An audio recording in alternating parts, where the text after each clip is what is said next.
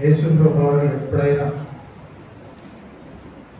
ఆకాశ మండలానికి రావడానికి ఛాన్సెస్ ఉన్నాయి. ఆయన ఎప్పుడైనా రావచ్చు. అలాంటి టైంలో వస్తారని ఎవరెవరో చెప్పలేదు. మనం అనుకునే గడియలో ప్రభు ఆయన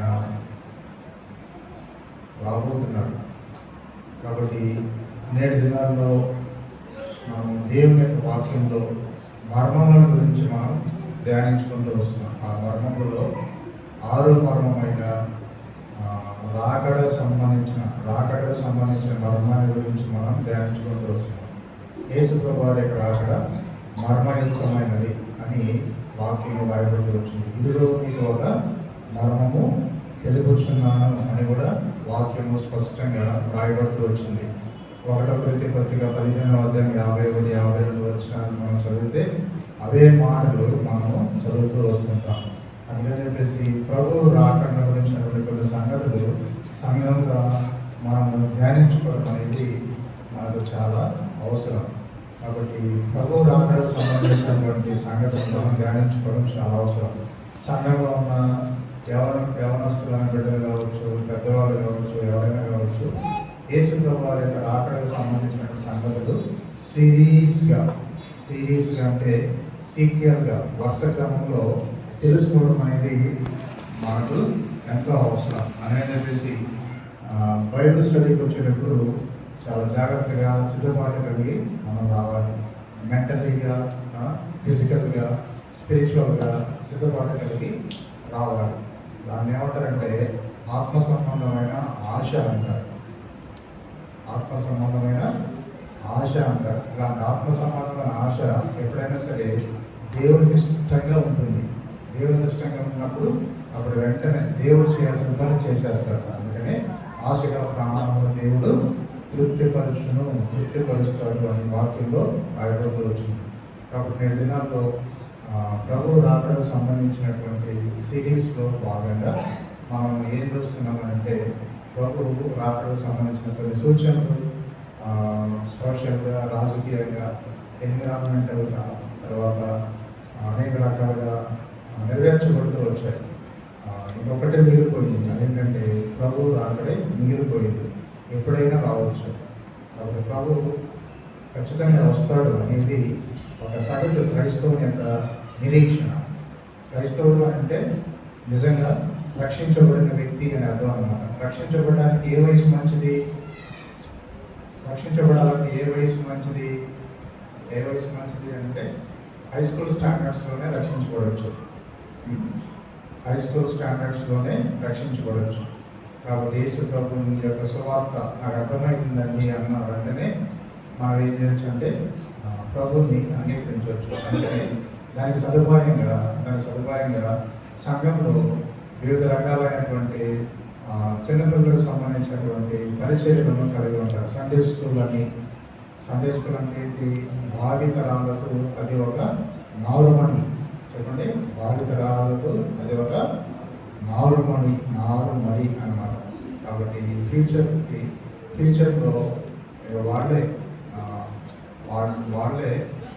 గొప్పవాళ్ళు అయిపోతారు. అందుకని చిన్న పిల్లలుగా ఉన్నప్పుడే వారిని ప్రిపేర్ చేయడం అనేది చాలా అవసరం. ఒక ఫ్యామిలీ ఉంది. ఆ ఫ్యామిలీలో చిన్న సండే స్కూల్ ఉంది. ఆ చిన్న సండే స్కూల్లో ఇద్దరు టీచర్స్. ఆ ఇద్దరు టీచర్స్లో ఒక టీచర్ పేరు ఏం పేరంటే యూనిస్. ఇంకో టీచర్ పేరు ఏం పేరంటే లూయిస్ అంటారు. ఆ సండే క్లాస్లో విద్యార్థి ఎవరంటే తిమోతి. అంటే చిన్న సమస్య ఫ్యామిలీలో. కాబట్టి వాళ్ళు ఏం చేశారంటే బాల్యంలోనే ఆ వ్యక్తి, ఆ చిన్నపిల్లడు ఎలా రక్షణ పొందాలి అనే మ్యాటర్ మొత్తం ఫుల్ సబ్జెక్ట్ ఇచ్చేశారు. అందుకని బాల్యంలోనే రక్షించబడ్డాడు. ఎవరు? తిమోతి. కాబట్టి ఆ విధంగా టీచ్ చేసింది ఎవరు, ఆ విధంగా ప్రిపేర్ చేసింది ఎవరు అంటే వాళ్ళ అమ్మమ్మ, వాళ్ళ అమ్మ. యూనిస్ వాళ్ళ అమ్మ పేరు, లోయి వాళ్ళ అమ్మమ్మ పేరు. వాళ్ళ అమ్మ పేరేమో ఏం పేరు?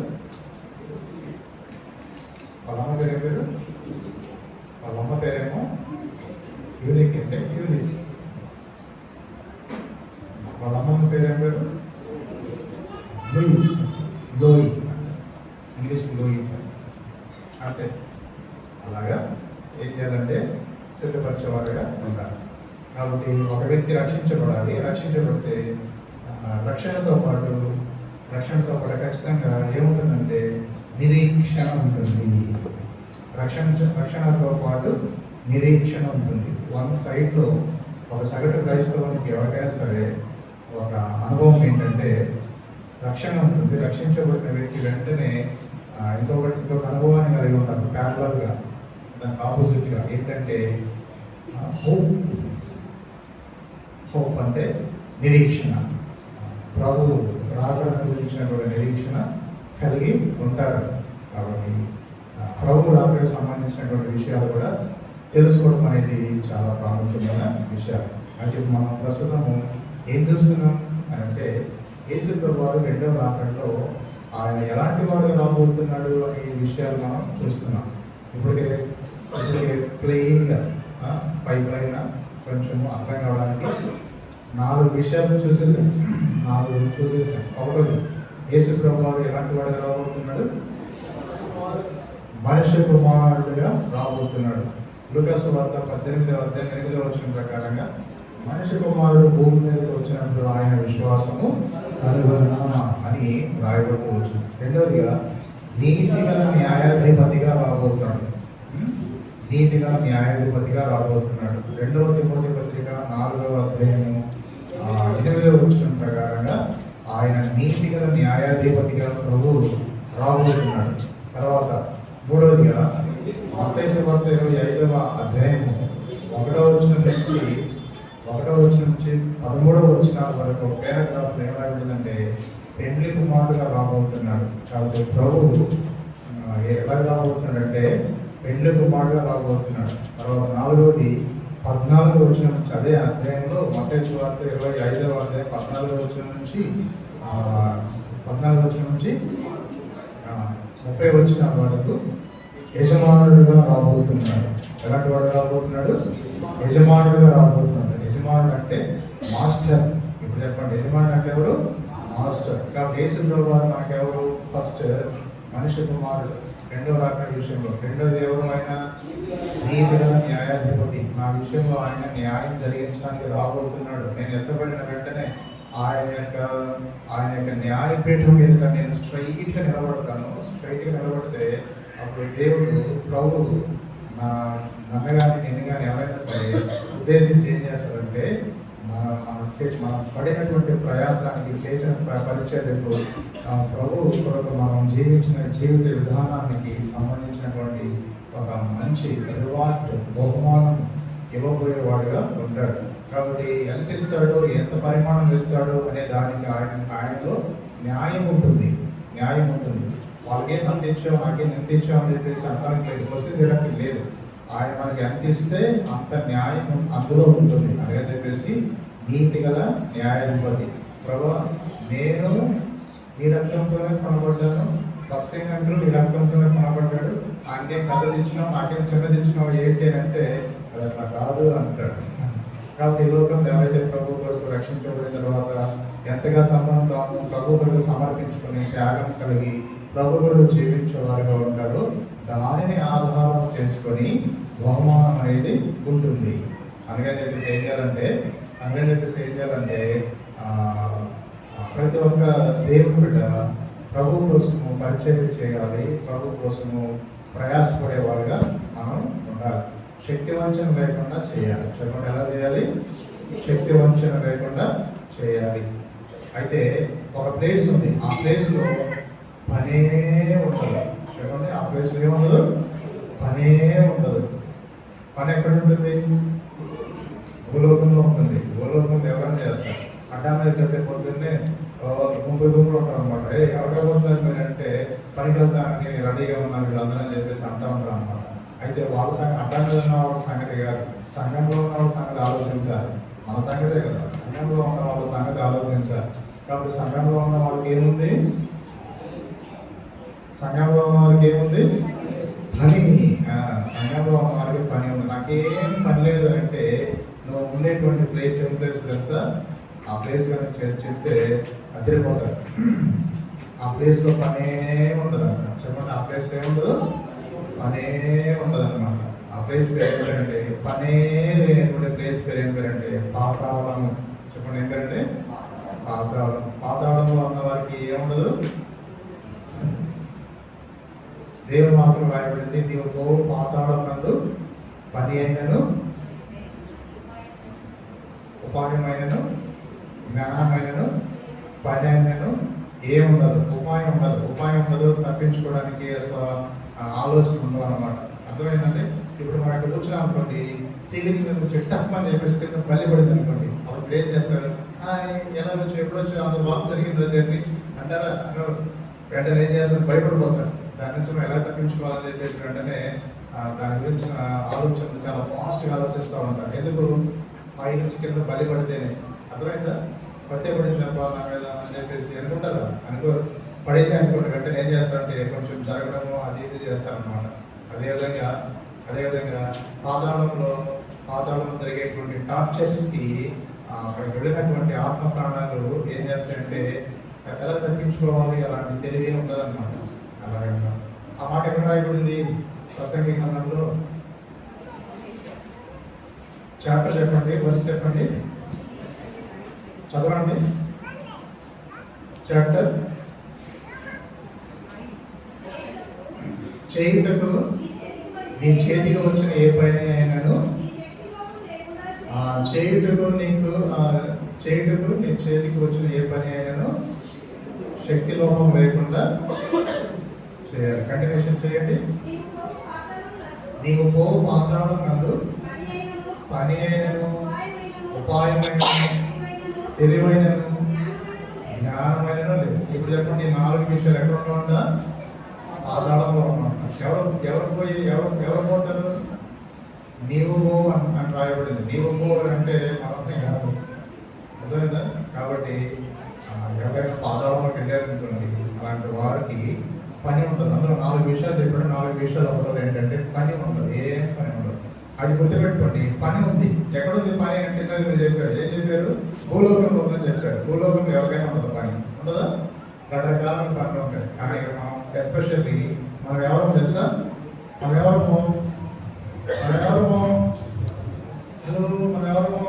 Born people. చెప్పండి, ఎవరు? మనం ఎవరు అంటే ప్రభుని అంగీకరించిన వాళ్ళు. ప్రభుని అంగీకరించినటువంటి వాళ్ళందరూ ఎందులో ఉన్నారు అంటే సంఘంలో ఉన్నారండి. చెప్పండి, ఎక్కడున్నారు? సంఘంలో ఉన్నారు. ఇప్పుడు చెప్పండి, సంఘంలో ఉన్న వారికి కూడా ఏముంది? పని ఉంది. సంఘంలో ఉన్న వారికి కూడా ఏముంది? పని ఉంది. కాబట్టి గుర్తుపెట్టుకోవాలి. నేను పోయి కరెక్ట్గా ఎవరు నమ్ముకోవాలి? ఆయన నమ్ముకున్నాను. ఆయన పేరు యేసు ప్రభు. ఆయన నమ్ముకుంటే బ్యాప్టిజం తీసుకుంటే మనం ఎందులో చేర్చబడ్డాం? సంఘంలో చేర్చబడ్డాం. సంఘంలో చేర్చబడినందుకు ప్రతి ఒక్కరికి ఏముంది?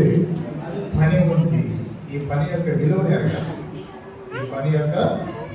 ఎరగాలి. కాబట్టి ఎవరికి సంబంధించిన పని అంతా కూడా సంఘంలో ఉంది. అందుకని చెప్పేసి సంఘం యొక్క క్రమాన్ని అనుసరించి క్రమం ప్రకారంగా మనం కూడా దేవుని పనిలో పాల్గొంటూ పొందేవారంగా మనం ఉండాలి. దేవుని పనిని మనము చక్కగా జరిగించే వారంగా మనం ఉండాలి.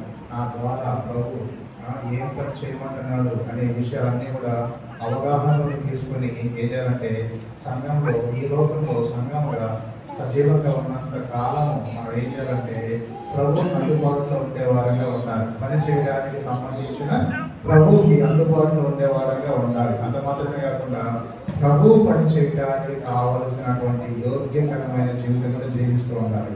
మళ్ళీ చెప్తానండి, ప్రభు యొక్క పని చేయడానికి సంబంధించిన యోగ్యమైన జీవితం కూడా జీవిస్తూ ఉండాలి. అప్పుడు ప్రభు మనలను వాడుకుంటాడు. ప్రభు పని చేసే విషయంలో రెండు విధాలుగా జరగవచ్చు. ప్రభు పని చేసే విషయంలో రెండు విధాలుగా జరగవచ్చు. ఒకటి ఎమోషనల్గా, రెండవది ప్రభువే వాడుకునే విధానం. ఒకటోది ఏంటి? ఎమోషనల్గా, భావోద్రేకంగా.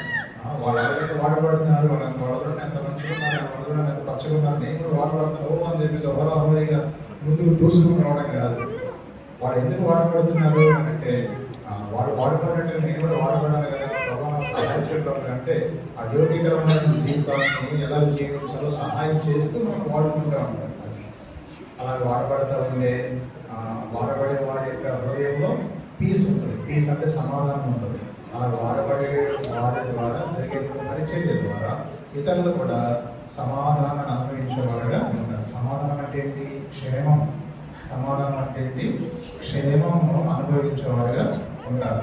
కాబట్టి ఆ విధంగా ఏం చేయాలంటే దేవుడి పనిని మనము జరిగించాలి. దేవుడి పని చేయడానికి కావాల్సిన యోగ్యకరమైన జీవితం కూడా జీవించాలి. అలా ఎవరైతే దేవుడి పని యొక్క విలువను ఎదిగి ప్రభు కొరకు జీవించే వారుగా ఉంటారో, ప్రభు మనల్ని ఎంతకాలం అయితే భూమి మీద చాలా చేసి కోరుకున్నాడు అంతవరకు శక్తి లోపం లేకుండా, శక్తి వంచం లేకుండా పరిచయం చేసి ప్రభువుకు ప్రయాసపడి మనకు అప్పగించబడిన పని విషయంలో సంపూర్ణతను కలిగి ఉండి క్లోజ్ చేస్తాము. దాన్ని బట్టి ప్రభు రాకడలో నీతిగల న్యాయాధిపతి చెప్పండి, ఎలాగా? నీతిగల న్యాయాధిపతిగా ప్రభు వచ్చినప్పుడు ఆయన మనకు బహుమానం ఇచ్చేవాడుగా ఉంటాడు అని చెప్పాడు. అదే చెప్పి సంఘంలో ఉన్నటువంటి సహోదరులు సహోదరులు ఏం చేయాలంటే ఈ విధమైనటువంటి సత్యంలో మనం ప్రభు కోసమే జీవించాల్సిన అవసరం మనకి ఎంతైనా సరే ఉందన్నమాట. కాబట్టి ఫ్యామిలీని చూసుకోవాలి, తర్వాత జాబ్ చేయాలి, బిజినెస్ చేసుకోవాలి, అన్ని పనులు చేసుకుంటూనే ఇంకొక పార్ట్లో విలువైన కీలకమైన పార్ట్ ఉంటుంది. ఆ పార్ట్ దేవుని పని చేసే పార్ట్ ఉంది. ఈ దేవుని పని చేసే పార్ట్ని ఎంటిగా పెట్టకూడదు. మన సాగు చెప్పకూడదు, నాకు ఆ పని ఈ పని అని చెప్పేసి దీన్ని ఎంటిగా పెట్టేటువంటి ఈ యొక్క ట్రిక్స్ ప్లే చేయకూడదు. ఏం చేయాలంటే అన్నింటినీ ప్యారల్గా, అన్నింటినీ ఫుల్గా ఉంచుకునే వారిగా మనం ఉండాలి. అలాగే ఎవరైతే జీవిస్తారో అలాంటి వారి లోకంలో ఆత్మ సంబంధమైన ఛాంపియన్స్గా ఉంటారు. ఆత్మీయమైనటువంటి విశ్వాస వీరులుగా ఉంటారు. అలాంటి వారు వేరే వారికి ఉదాహరణగా కూడా ఉంటారు. అలాంటి వారు వేరే వారికి మాదిరికరంగా కూడా ఉంటారు అని చెప్పేసి ప్రభు కోసం జీవించేటువంటి ఈ విధానంలో మనము ప్రభు కొరకు మనం చక్కగా ప్రయాసపడి మనం జీవించినప్పుడు ఏం జరుగుతుందంటే ప్రభు మనకు ఒక మంచి బహుమానం ఇచ్చేవాడుగా ఉంటాడు. కాబట్టి గుర్తుపెట్టుకోండి, ప్రభు రెండోదిగా ప్రభు భూలోకం నుంచి ఆకాశ మండలానికి ఎలాంటి వాడుగా రాబోతున్నాడు? నీతిగల న్యాయాధిపతిగా రాబోతున్నాడు. నేను ఎంత కష్టపడతావో, నేను ఎంత ప్రయాసపడతావో నీ లేబర్ను బట్టి. లేబర్ అంటే ఏంటి? ప్రయాస. చెప్పండి, లేబర్ అంటే నన్ను లేబర్ అంటావా అనకూడదు. లేబర్ అంటే ఏంటి? ప్రయాస అన్నమాట. దాన్ని ఎవరు మార్చలేరు, ఆ స్పెల్లింగ్ అంతే. ప్రభు వరకు ఎంతగా లేబర్ని మనం చేసేవారంగా ఉంటామో అంతగా ఆ పిల్లలు చూసుకుంటాం, అంతగా ప్రభు మనకు బహుమానం ఇచ్చేవాడుగా ఉంటాడు. నీతిగల న్యాయాధిపతిగా రాబోతున్నాడు. తీసుకోండి, నీతిగల న్యాయాధిపతిగా ప్రభు రాబోతున్నాడు. రెండవదిగా ప్రభు ఎలా రాబోతున్నాడు? మూడవదిగా పెండ్లి కుమారుడుగా రాబోతున్నాడు. నాలుగవదిగా యజమానుడుగా రాబోతున్నాడు. ఐదవదిగా ఎలాంటి వాడుగా రాబోతున్నాడు? రాజులకు రాజు, ప్రభువులకు ప్రభువుగా రాబోతున్నాడు. కాబట్టి ప్రభు రాకడలో పరలోకం నుండి ఆకాశ మండలానికి రాజులకు రాజు, ప్రభువులకు ప్రభువుగా రాబోతున్నాడు. ఎలాంటి వాడుగా రాబోతున్నాడో దానికి సంబంధించిన లైఫ్ స్టైల్ మనలో ఉండాలి. అందుకని బైబిల్లో 7 రకాల పేర్లు రాయబడ్డాయి. ఉదాహరణకి మనిషి కుమారుడుగా రాబోతున్నాడు అంటే మనిషి కుమారుడు అనేటువంటి టాపిక్కి మన విశ్వాస జీవితంలో ఒక మనిషిలో ఉండాల్సిన అనుభవం ఏంటంటే విశ్వాసం. చెప్పండి, విశ్వాసం. మనిషి కుమారుడు ఎందుకు మనిషి కుమారుడుగా ఎందుకు రాబోతున్నాడు అంటే ఆయన మనలో ఏం చూడాలని రాబోతున్నాడు? విశ్వాసం చూడాలని రాబోతుంది. కాబట్టి రెండింటికి మ్యాచ్ కావాలి. రెండింటికి మ్యాచ్ అయితే అప్పుడు ఎత్తబడి ఆయన ఎదుట స్టాండ్ అయిపోతాం. తర్వాత రెండోదిగా నీతి గల న్యాయాధిపతిగా రాబోతున్నాడు. మనలో ఉండాల్సిన మ్యాచింగ్ ఏంటి? ఈ భూమి మీద నీతి గల న్యాయాధిపతిగా రాబోతున్నాడు కదా, మనలో ఉన్న మ్యాచింగ్ ఎక్స్పీరియన్స్ ఏంటి? ఆయన వచ్చినప్పుడు ఆయన వచ్చే నాటికి మన ప్రభు కొరకు ఏదో జీవించాలి. ఇప్పుడు చెప్పినదే కదా, ప్రయాసపడుతూ జీవించాలి. ప్రయాసపడుతూ జీవించాలి. పోయిన వాళ్ళు నేను చెప్పిన ప్రయాసము 2 రకాలు. చెప్పండి ఏంటి? ప్రయాసములు 2 రకాలు. పాప ప్రయాసము, ప్రభు కొరకు ప్రయాసం. బాగా చెప్పారు. పాప ప్రయాసం ఎక్కడి నుంచి ఎక్కడి వరకు ఉంటుంది?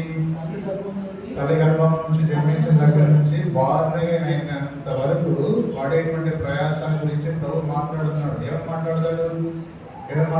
ప్రయాసపడే భారం మోసుకుంటున్న సమస్త జనం మా ఇంటికి రండి. ఏం మోసుకుంటున్న వారంట? అదే ఏం పడేవారు? ప్రయాసపడేవారు. ఎందుకు మీరు ప్రయాసపడతారు? ఆ ప్రయాసం వల్ల నీకు నెమ్మది లేదు, శాంతి లేదు, సమాధానం లేదు. నేను నీకు విశ్రాంతిని ఇస్తాను రా అంటాడు అన్నమాట. అయితే ఆ ప్రయాస యేసు ప్రభువారు తీసేస్తాడు. ఇంటి కొట్టేసి ఇంకా బార్నే అయిన దగ్గర నుంచి రక్షణ పొంది బ్యాప్టిజం తీసుకున్న దగ్గర నుంచి ఈ లోకాన్ని విడిచిపెట్టేంత వరకు కూడా ప్రభు కొరకు ప్రయాసపడాలి. చెప్పండి, ఎవరి కోసం ప్రయాసపడాలి? ప్రభు కోసం ప్రయాసపడాలి. ఏ ప్రయాస డిలీట్ చేయబడుతుంది? మొదటిది. రెండో ప్రయాసం దేవుడు కౌంటింగ్ లో తీసుకుంటాడు. రెండో ప్రయాసం అంటే ఏంటి?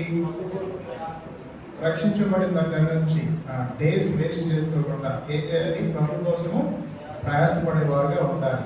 అలా ప్రయాసపడిన తర్వాత వయసు పెరిగిపోయింది అనుకోండి, ప్రభు కావాల్సి ఉండి పిలుస్తాడు, వచ్చేసి పైకి అంటాడు అనమాట.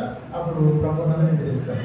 లేదా సజీవంగా ఉన్నప్పుడే 2వ రాత్రిలో వచ్చేసినప్పుడు ఆ ప్రయాసానికి ప్రభు బహుమానం ఇస్తాడు. అందుకే దేవుని వాక్యం రాయబడింది. ఏం రాయబడింది? ప్రభువునందు మృతులు ధన్యులు వారు తమ ప్రయాసము మాని. వారు తమ ప్రయాసం ఏం చేశారు? మాని ఏం చేస్తున్నారు? వారు విశ్రాంతి తీసుకుంటున్నారు. అక్కడ పైకి పరదేశం వెళ్ళిన తర్వాత మనం ప్రయాసపడతాం, సువార్త చెప్పరు, ప్రార్థన చేయరు, ఇంకేం చేయరు, రెస్ట్ మోడ్లో ఉంటారు. అయితే దేవుడు నమ్మిన తర్వాత చివరి వరకు నన్ను ప్రయాసం చూసారా? ఆ ప్రయాసం మొత్తం దేవుడు ప్యాక్ చేసి రెడీగా పెట్టి 2వ రాకంలో ఆదర్శ మండలంలో ఈ ప్రయాసాన్ని దేవుడు ఓపెన్ చేసి నేను ఇంత ప్రయాసపడ్డా కాబట్టి ఇందుకు సంబంధించిన బహుమానం నీకు ఇస్తానని చెప్పేసి బహుమానం ఇస్తారు. అందుకని చెప్పేసి ప్రయాసం 2 రకాలు. ఒకటేమో డిలీట్ అయిపోయే ప్రయాస. ఏ ప్రయాస? ఎక్కడి నుంచి ఎక్కడ వరకు ఉండే ప్రయాస? తల్లి గర్భంలో జన్మించిన దగ్గర, ఈ భూమి మీద జన్మించిన దగ్గర నుంచి రక్షణ పొందేంత వరకు ఉండే ప్రయాసాన్ని దేవుడు కొట్టేస్తాడు, డిలీట్ చేసేస్తాడు. ప్రభువుని అంగీకరించిన దగ్గర నుంచి ఈ లోకాన్ని మనం ముగించేంత వరకు కూడా ఉండే ప్రయాసాన్ని ఏం చేస్తాడంటే ప్రభు దాన్ని కౌంటింగ్లోకి లెక్కలోకి తీసుకుంటాడు. లెక్కలోకి తీసుకుని ఏం చేస్తాడు? దానికి సంబంధించిన బహుమానం ఇస్తాడు. సరేనా? అందుకని ప్రభు చెప్పాడు, ప్రభు నందు నీ ప్రయాసము వ్యర్థం కాదు అన్నాడు. ఎవరినందు ప్రయాసము? ప్రభు నందు ప్రయాసం వ్యర్థం కాదు, అది వేస్ట్గా పోదు. అందుకని చెప్పేసి ప్రభు కొరకు ఎంత ప్రయాసపడతారో అన్లిమిటెడ్. రక్షించబడిన దగ్గర నుంచి ప్రభు కొరకు ఎంత ప్రయాసపడతారు అనేది ఒక వ్యక్తికి ఇంతేనో ప్రయాసపడాలనేటువంటి లిమిట్సే ఉంటాం. అన్లిమిటెడ్గా ప్రభు కొరకు ప్రయాసపడవచ్చు. ఎవరైతే ప్రభు వైపు చూస్తూ ప్రయాసపడేవారుగా ఉంటారో అలాంటి వారికి బహుమానము ఉంటుందన్నమాట. అందరికీ ఒకే రకంగా ఉంటుంది బహుమానం. ఎవరి ప్రయాసానికి తగిన బహుమానం వారికి దొరుకుతుంది. అట్లా నాకు నేనేం ప్రయాసపడము అంటే అట్లానే ప్రయాసపడనట్టుగానే బహుమానం ఉంటుంది. అలా వేరే వాళ్ళు చూసి మా పక్కీడు గనగూడ కావచ్చు, గనగూడ అక్కడ ఏం ఉంటుంది, అక్కడ అంతా పీస్ఫుల్ వెదర్ ఉంటుంది. సరేనా? అందుకని చెప్పేసి ఈ భూమి మీద ప్రభువుని నమ్మిన దగ్గర నుంచి ఏం చేయాలంటే ప్రభు కొరకు ప్రయాసపడేవారుగా మనం ఉండాలి. ప్రభు కొరకు ప్రయాసపడాలంటే యోగ్యమైన జీవితం కూడా జీవించాలి. ప్రభు కొరకు ప్రయాసపడే జీవితం అంటే చాలా విలువైందండి, చాలా విలువైంది. దానికి సంబంధించిన యోగ్యమైన జీవితం కూడా జీవించేవారుగా మనం ఉండాలి. అలాగే కాబట్టి అప్పుడు ప్రభు మనకు బహుమానం ఇచ్చేవాడుగా ఉంటాడు. తర్వాత ఐదోది ఏంటంటే యేసు ప్రభు వారు రాజులకు రాజుగా ప్రభులకు ప్రభుగా రాబోతున్నాడు. ప్రభు రాజులకు రాజుగా ప్రభులకు ప్రభుగా రాబోతున్నాడు. మరి రాజులకు రాజు ప్రభులకు ప్రభుగా రాబోతున్నాడు కదా, మరి విశ్వాసమైనటువంటి మన జీవితంలో దానికి సంబంధించిన మ్యాచింగ్ ఉంటుంది. సరే ఏం కోరుకుంటున్నాడు? ఉదాహరణకు పెద్ద కుమారుడుగా రాబోతున్నాడు. మరి విశ్వాసం యొక్క జీవితంలో మ్యాచింగ్ ఏంటి? మనం పెద్ద కుమార్తెగా సిద్ధపడాలని. అలాగే రాజులకు రాజు ప్రభులకు ప్రభుగా రాబోతున్నాడు కదా, దానికి సంబంధించిన మ్యాచింగ్గా యేసు ప్రభు మనలో ఏం కోరుకుంటున్నాడు అని అంటే సింపుల్గా మనం చెప్తున్నాం. ఒక విషయం ఏంటంటే రాజు అనే ఒక క్యాటర్ ఉందనుకోండి, రాజు అనేటువంటి క్యాటర్ ఉందనుకోండి, ఆ రాజరికంలో ఉన్నటువంటి మనుషులు ప్రజలు రాజుకి ఏం కావాలి? రాజుకి ఏముంటుంది? మామూలుగా జనరల్గా ఆలోచన చేస్తే రాజుకి ఏముంటుంది? రాజు అంటే పెద్ద కేడర్, అది పెద్ద పదవి. అది ఇప్పుడు రాజు ఉన్నాడు అనుకోండి, ఇప్పుడు రాజుకి మనం అందరం ఏం కావాలి? రాజుకి ఏం కావాలి అంటే రకరకాల జవాబులు మీ మాస్టర్ వచ్చేసిన ఇప్పటికే అవన్నీ కరెక్టే, రైటా? అవన్నీ కరెక్టే. కానీ దానికి సంబంధించిన ఒక మ్యాచింగ్ సెంటెన్స్ ఒకటి నేను వాడతాను, జాగ్రత్తగా. ఏంటంటే రాజుకి అధికారం ఉంది. చెప్పండి, ఏముంటుంది? రాజుకి అధికారం ఉంటుంది. అందుకని చెప్పేసి మనం ప్రభువుని నమ్మిన దగ్గర నుంచి ప్రభు రాకడ వరకు ఆయన అధికారానికి లోబడుచు జీవించాలి. అంతే, అయిపోయాడు. చెప్పండి, యేసు ప్రభు రాజులకు రాజు ప్రభులకు ప్రభుగా రాబోతున్నాడు. కాబట్టి ప్రతి దేవుని బిడ్డ ఎలా జీవించాలి భూమి మీద? ఇప్పుడే చెప్పింది, ఎలా జీవించాలి? ఆయన అధికారములకు లోబడుచు మనం జీవించాలి. ఆయన అధికారం అంటే ఏంటంటే సార్వభౌమిటీ అంటారు, అంటే శిరస అంటే సార్వభౌమాధికారం అంటారు. ప్రభు యొక్క అధికారాన్ని ఏమంటారంటే సార్వభౌమ అధికారము అని అంటారు. కాబట్టి ఈ సార్వభౌమ అధికారానికి లోబడి విశ్వాసులుగా, సంఘంలో ఉన్నవారుగా, ప్రభువుని అంగీకరించిన వారుగా మనం జీవించేవారుగా ఉండాలి. అయితే ప్రభు యొక్క అధికారాలు కొన్ని ఉన్నాయి.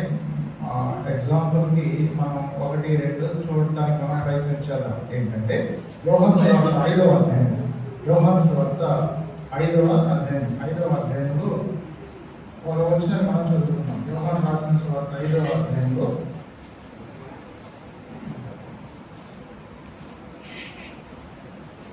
యోహాను రాసిన సువార్త 5వ అధ్యాయంలో 25వ వచనాన్ని మనం చదువుకున్నాం, లేదా 26వ వచనం చదువుకున్నాం. ఏమైంది? 26వ వచనంలో తండ్రి ఎలాగో తనంతట తానే జీవం గలవాడై ఉన్నాడో అలాగే కుమారుడును తనంతట తానే జీవం గలవాడకు కుమారుడిని అధికారం అనుగ్రహించాడు. ఇప్పుడు యేసు ప్రభువారి కుమారుడు కదా. ఇప్పుడు యేసు ప్రభువారికి అధికారం ఏంటి? ఏమధికారం ఉంది ఆయనకి? నీటిపారుదల శాఖ ఉందా, లేకపోతే ఎడ్యుకేషన్ ఉందా, లేదా రెవెన్యూ ఉందా? ఇలాంటివి ఏముంది? సర్వాధికారం ఉంది. ఏమధికారం ఇక్కడ క్లియర్గా రాయబడింది చూడండి. తండ్రి తనంతట తాను ఎలాగ జీవం గలవాడై ఉన్నాడో కుమారుడు కూడా అలాగే తనంతట తాను జీవం గలవాడై ఉండుటకు ఆయన అధికారము అనుగ్రహించాడు. అట్లా ఇప్పుడు చెప్పండి, యేసు ప్రభువారికి అధికారం, యేసు ప్రభువారికి ఏ విధమైన అధికారం ఉంది చెప్పండి అంటే ఏం చెప్తాం మనం? చెప్పండి, ఏం చెప్తాం? హోంశాఖ. ఏం శాఖ? యేసు ప్రభువారికి అధికారం ఏంటి? అధికారం పేరేం పేరు? స్మాల్ సెంటెన్స్ సింపుల్ వాడేసేయండి. ఏం అధికారం ఉంది ప్రభువుకి? తనంతట తానే జీవం కలిగి ఉండే అధికారం ఉంది. అది తనంతట తానే జీవం కలిగి ఉండే అధికారం ఉంది. ఈ అధికారం ఎవరు ఇచ్చారు? తండ్రి ఇచ్చాడు. మరి ఇప్పుడు మనం ఎవరు నమ్ముకుంటాం? యేసు ప్రభువుని నమ్ముకుంటాం. యేసు ప్రభువుని నమ్ముకుంటే మనలో కూడా ఏమొస్తుంది? జీవం వస్తుంది. ఆ జీవం పేరేం పేరు? రెఫరెన్స్ చెప్పలేము, రెఫరెన్స్ చెప్పను. ఒకటి చెప్పేశాడు, ఏం చెప్పాడు? నిత్య జీవం. ఇంకొక జీవం పేరు పేరు జీవం ఒకటే, కానీ పేరు రకరకాలు ఉంటాయి. ఒకటి నిత్య జీవం, ఒకటేమో నిత్య జీవం, రెండోది సమృద్ధి అనే జీవం. చెప్పండి, ఏం జీవము? సమృద్ధి అనే జీవం. కాబట్టి ప్రభు మనకు అలాంటి జీవాన్ని ఇచ్చాడు కదా. జీవం అంటే ఏంటి? ఇంగ్లీష్లో చెప్పండి జీవాన్ని. లైఫ్. చెప్పండి, ఏం పేరు? లైఫ్. ఎవరైనా ఒక పూర్ ఫెలో, ఎవరైనా ఒక రిచ్ పర్సన్ ఆశ్రయించి, ఎవరైనా ఒక పూర్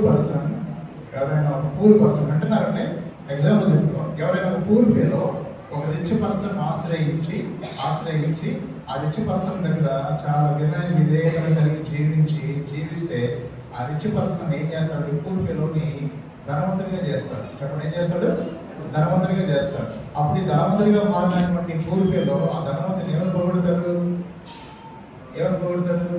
సార్, ఈ లైఫ్ మీరు ఇచ్చిందే కదా అంటారు. చెప్పండి, ఏమంటారు? ఈ లైఫ్ మీరు ఇచ్చిందే కదా అంటారు. ఇప్పుడు చెప్పండి, మనలోనికి ఎవరి జీవం వచ్చింది? యేసు ప్రభువు జీవం వచ్చింది. ఆ జీవం పేరు ఏం పేరు? నిత్య జీవం. రెండోది ఏంటి? సమృద్ధి అయిన జీవం. ఇప్పుడు మనం ఎవరు పొగడాలి? యేసు ప్రభువుని పొగడాలి. ఇప్పుడు మనలోనికి ఎవరి జీవం వచ్చిందో, మనలోనికి ఎవరి జీవం వచ్చింది? యేసు ప్రభువుకి జీవం వచ్చింది. యేసు ప్రభువుకి లైఫ్ వచ్చింది. మరి యేసు ప్రభువుకి లైఫ్ ఉంది కదా, ఆ లైఫ్ టైం ఉంటుంది. యేసు ప్రభువుకి లైఫ్ టైం ఉంటుంది. యేసు ప్రభువుకి లైఫ్ టైం ఎంత? సిమ్ కార్డ్స్ కాదు. సిమ్ కార్డ్ లైఫ్ టైం ఎంత అంటే పలానా టైం అయిపోతుంది, సిమ్ కార్డ్ అయిపోతుంది అంటే మనకు చూసారంట కదా. యేసు ప్రభువుకి లైఫ్ టైం ఎంత? 20 యుగంలో సజీవులు. అంతే. చెప్పండి, 20 యుగంలో సజీవులు. మరి యేసు ప్రభువుకి లైఫ్ మనలోకి వచ్చింది కాబట్టి మనం కూడా ఎంతకాలం జీవిస్తాం? 20 యుగంలో సజీవంగా ఉంటాం. ప్రభుత్వం కూడా 20 యుగంలో ప్రభుత్వం కూడా జీవిస్తాం. అయితే 20 యుగంలో ప్రభుత్వం కూడా జీవిస్తాం, బాగానే ఉంది. ఇంకోటి ఏంటంటే మన లైఫ్కి సెక్యూరిటీ ఉంది. చెప్పండి, మన లైఫ్కి ఏముంది? సెక్యూరిటీ ఉంది.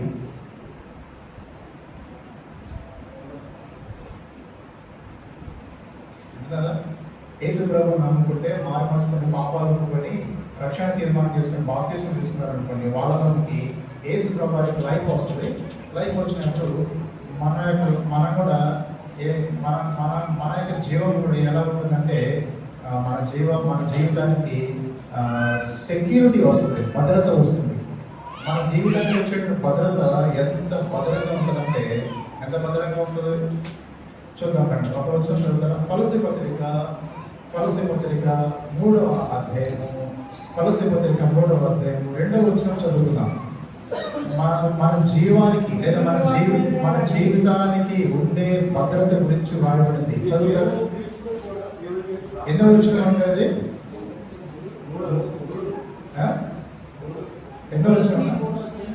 అది 3వ వచనం. ఇప్పుడు చదవండి. మీ జీవము క్రీస్తుతో కూడా దేవుని యందు దాచుకుని, అన్ని కరెక్ట్గా చదవాలి. మన జీవము అంటే మన లైఫ్ ఎవరితో దాచుబడి ఉంది? క్రీస్తుతో కూడా. ఎవరి నందు? దేవుని యందు. ఇప్పుడు చెప్పండి, ఇప్పుడు మన లైఫ్ చూసారా? మన లైఫ్కి మన లైఫ్ పైన భద్రత ఒకటి ఉంది, ఒక కవర్, ఒక రౌండ్ ఒకటి ఉంది. అదేంటది? క్రీస్తు. మరి దాన్ని కవర్ చేసింది ఏంటి? దేవుడు. చెప్పండి, దాన్ని కవర్ చేసింది ఏంటి? దేవుడు. ఉదాహరణకి కోడి ఉంటుంది అనుకోండి, కోడి ఉంటుంది అనుకోండి, లోపల పచ్చసొన ఉంటుంది. చెప్పండి, ఏముంటుంది? పచ్చసొన ఉంటుంది. పచ్చసొన పైన కవర్ చేసే దానికి ఏముంటుంది? తెల్లసొన ఉంటుంది. పచ్చసొన భద్రంగా కాపాడేది ఏంటి? తెల్లసొన. ఈ తెల్లసొనను ఇంకా సేఫ్గా కాపాడేది ఏంటి? షెల్. చెప్పండి, ఏంటి? టెంక్. కాల్షియం టెంక్. ఏం పేరు? షెల్ ఉంటుంది అన్నమాట. ఇప్పుడు చెప్పండి, పచ్చసొన యొక్క భద్రత ఎంత గొప్పగా ఉంది, టచ్ చేయాలంటే ఫస్ట్ దేని దాటుకుని పోవాలి? షెల్ దాటుకుని పోవాలి. షెల్ దాటుకుని పోయినంత సీన్ ఉంటుందా? అంత లేదు. మనం టచ్ చేయాలంటే ఫస్ట్ ఎవరితో పెట్టుకోవాలి? దేవుడితో పెట్టుకుంటే ఇంకేముంటుందా? ఉంటుందా? వాళ్ళు చెప్తాను కండి, నేను చెప్పనా? ఆయనతో పెట్టుకుంటే, ఆయనతో పెట్టుకోవాలని ట్రై చేస్తే, అంటే అంటే మనం టచ్ చేయాలని ట్రై చేస్తే ఆయన కనుగొట్టుకు ముట్టినట్టే. చెప్పండి, ఆయన కనుగొట్టుకు ముట్టినట్టే. ఆయన కనుగొట్టుకు ముట్టితే సమ్మగా ఉంటుంది, మనం ఉంటుంటాడు ఆయన అనడం అని ఏం చెప్పేసి మనకి లైఫ్కి ఎంత భద్రత ఉందంటే అంత భద్రత ఉంది. గుర్తుపెట్టుకోండి. అలా మనం ఏం చేయాలంటే ఈ విషయాలన్నీ కూడా మనం పరిగణనలోనికి, మన అండర్స్టాండింగ్లోకి తీసుకొని మనం జీవించే వారుగా మనం ఉండాలి. ఇవన్నీ నేను ఎందుకు చెప్తున్నాం, మనం ఎందుకు చెప్పుకుంటున్నాం ఇవన్నీ అంటే ఇప్పుడు యేసు ప్రభువారికి అధికారం ఉంది. ఏం అధికారం అది? పూర్తిగా చెప్పాలి. తనంతట తానే జీవం కలిగి ఉండే అధికారం ఉంది. ఎవరిలాగా? ఇందులాగా. ఇప్పుడు ఆ లైఫ్ ఎవరిలోకి వచ్చింది? అందులోకి వచ్చింది. ఇంకొక అధికారం చెప్పనా? యేసు ప్రభువారికి ఇంకొక అధికారం ఉంది. ఏం అధికారం ఉంది? నేను చెప్పేస్తాను, డిఫరెన్స్ మీరు ఎక్కడుందో చెప్పండి. పాపములు క్షమించుటకు మనిషి కుమారునికి భూమి మీద అధికారం ఉంది. అదే కూడా ఉంది,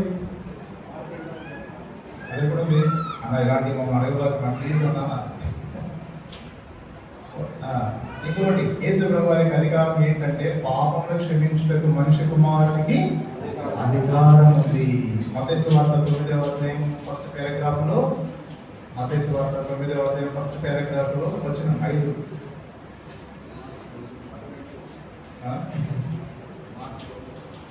చదవండి.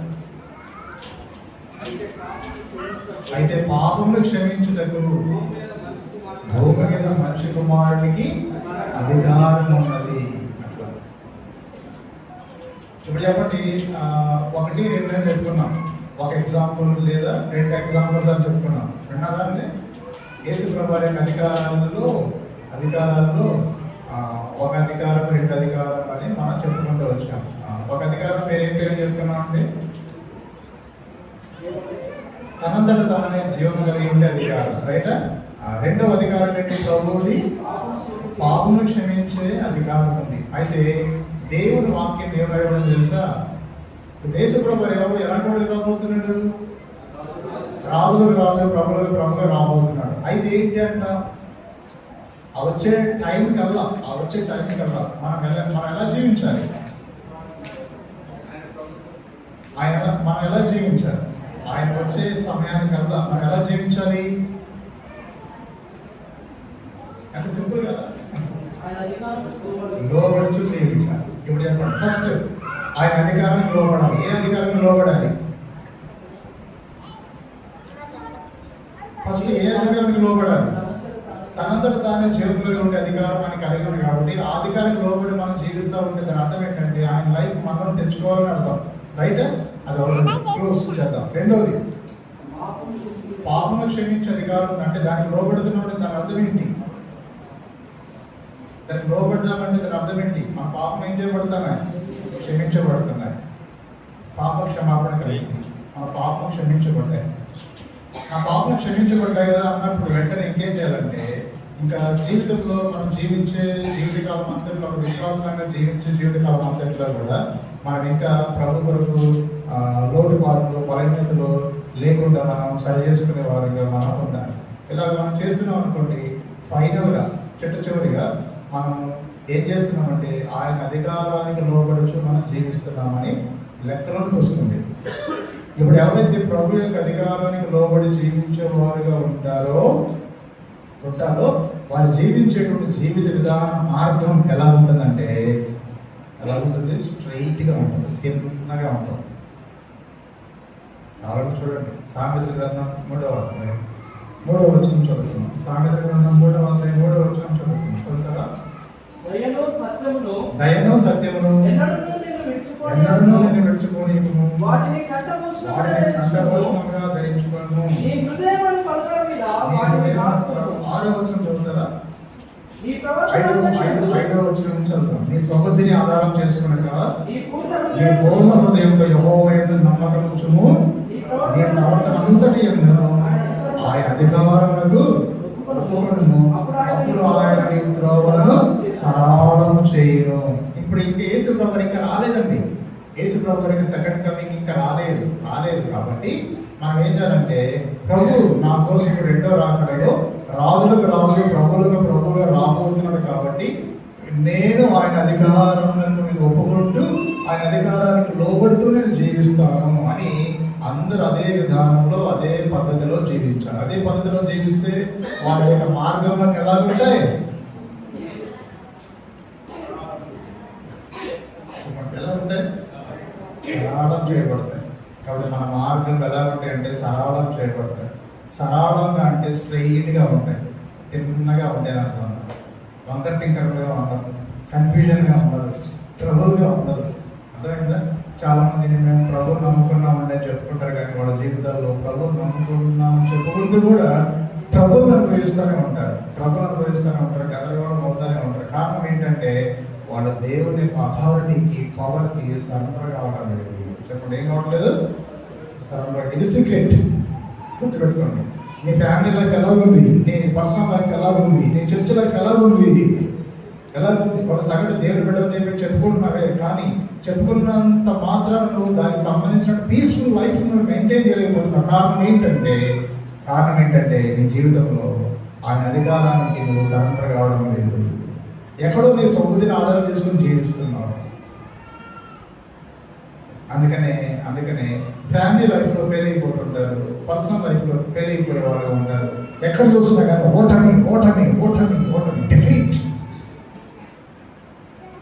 అనుకున్నంత ఆత్మీయమైన స్థాయిలో విజయం పొందలేక, ఆత్మీయంగా ఎదగలేక, పైగా ఆత్మీయంగా ఎదిగే వారిని చూసి అసూయపడుతూ జీవించే దౌర్భాగ్యమైన పరిస్థితి కొని తెచ్చుకుంటారు. విశ్వాసం అనబట్టిన వాళ్ళే అలా ఉండకూడదని ప్రభు చెప్తున్నారు. వీటన్నిటికీ చెట్టు పెట్టాలంటే ఏం చేయాలంటే, నా ప్రభు నా కోసము ఆయన రెండవ రాకడలో రాజులకు రాజు ప్రభువులకు ప్రభువుగా రాబోతున్నాడు కాబట్టి నేను ఆయన అధికారానికి లోబడి జీవించాలి. చెప్పండి, నేను ఆయన అధికారానికి లోబడి జీవించాలి. ఇంకొక అద్భుతమైన విషయం ఏంటంటే, యేసు ప్రభు వారు మనకు రాజులకు రాజు ప్రభువులకు ప్రభువులు కాబట్టి దానికి మ్యాచింగ్గా ఆయనను మనం నమ్మిన కారణం బట్టి మనలను కూడా అలాగే చేశాడు. ఎలా చేశాడు? రాజులుగానే చేశాడు. చెప్పండి, ఎలా చేశాడు? రాజులుగానే చేశాడు. ఈ భౌతికమైనటువంటి లోకంలో అంత పదవులు మనకు లేకపోయినా కూడా ఆత్మీయంగా మనం చూసుకున్నప్పుడు ఏ విధమైన పార్షియాలిటీ లేకుండా, పక్షపాతం లేకుండా ప్రతి బిడ్డను కూడా అదే పదవులోకి తీసుకొని పెట్టాడు. అయితే విషయం ఏంటంటే గ్రహించుకోవాలి. చెప్పండి, ఏం చేయాలి?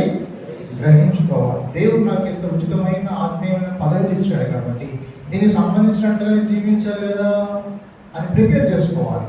ఉదాహరణకు ఒక ఐఏఎస్ కలెక్టర్ ఉన్నారనుకోండి, ప్రిలిమ్స్ పాస్ అయిపోయి, మెయిన్స్ పాస్ అయిపోయి, ఇంటర్వ్యూలో సక్సెస్ అయిపోయి, తర్వాత ట్రైనింగ్ తీసుకొని అసిస్టెంట్ కలెక్టర్గా కొంతకాలం అక్కడ చేసిన తర్వాత ఈసారి డైరెక్ట్గా కలెక్టర్ పోస్ట్ ఇచ్చిన తర్వాత కలెక్టర్ పోస్ట్ ఉద్యోగం చేసుకుంటూ ఒకరోజు ఉద్యోగం చేద్దామని చెప్పేసి ఆఫీస్కి వెళ్ళిపోయి ఫుల్ టిప్ టాప్ రాయల్టీగా సెక్యూరిటీ తీసుకొని ఆఫీస్కి వెళ్ళిపోయి సాయంత్రం ఇంటికి వచ్చి తొక్కుడు బిళ్ళ ఆడతాను. చెప్పండి, అదే నువ్వు ప్రిలిమ్స్ ఎందుకు పాస్ అయ్యాను? తొక్కుడు బిళ్ళ ఆడటానికి కావాలి. ఒక ఐఏఎస్ గురించి మనం మాట్లాడుకున్నాం. దానికంటే ఫుల్ పవర్ఫుల్ క్యాడర్ ఏంటంటే రాజు. చెప్పండి, రాజులు ఎవరు? రాజు ఎవరంటే రాజులకు రాజు ప్రభువులకు ఎవరంటే యేసుప్రభుని చెప్పారు. ఇక్కడ రాజులు ఎవరు? మనం ఏం చేస్తున్నాం? తొక్కుడు బిళ్ళ ఆడుతున్నాం. అర్థమైందా? ఒక ఐపీఎస్ ఉన్నాడు. ఐపీఎస్ దానికి తగ్గట్టుగానే అసలు డిగ్నిటీని మెయింటైన్ చేసుకుంటూ దానికి తగ్గట్టుగా మాటలు కావచ్చు, ఆ డెసిషన్స్ కావచ్చు, దానికి తగ్గట్టుగానే డిసిప్లిన్ మెయింటైన్ చేస్తారు. ఒక ఐఏఎస్ ఉన్నటువంటి దానికి తగ్గట్టుగానే డిసిప్లిన్ మెయింటైన్ చేస్తారు. మనెవరో అంటే అంతకంటే పవర్ఫుల్ క్యాడర్ అవుతున్నారు. ఏంటంటే కింగ్. చెప్పండి, పేరు మనం ఏం చేస్తున్నాం? దీన్ని మర్చిపోయి పిల్లల చేష్టలు చేస్తున్నాం, తొక్కుడు ఆడుతున్నాం. పైగా మనం చర్చికి ఎక్కడ పోతున్నాం మీరంటే ఎలక్షన్ దానికి పోతున్నాం. అదే సార్ ఇప్పుడు చెప్పు, యేసు ప్రభు రాజు ప్రభువులకు రెండో రాకడ రాబోతున్నాడు. ఆయనకు తగ్గట్టు మనం మ్యాచింగ్ లైఫ్ మనం ఉందా? మ్యాచింగ్ లైఫ్ మనం కలిగి ఉంటున్నామా?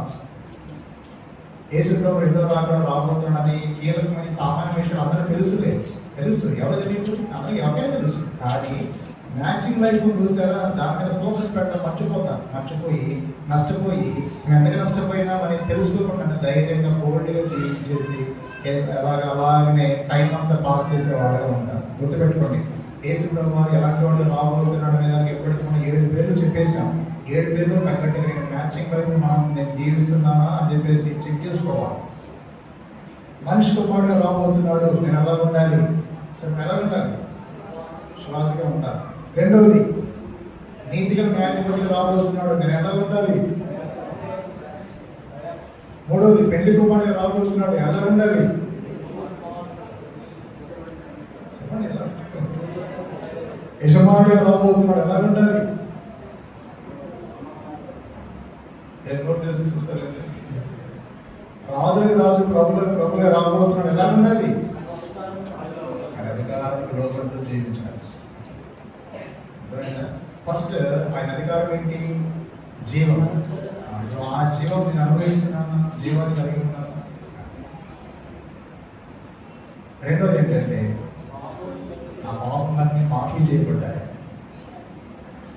ఇంకోటి ఏంటంటే ఫుల్ బైబిల్. చెప్పండి, ఫుల్ బైబిల్.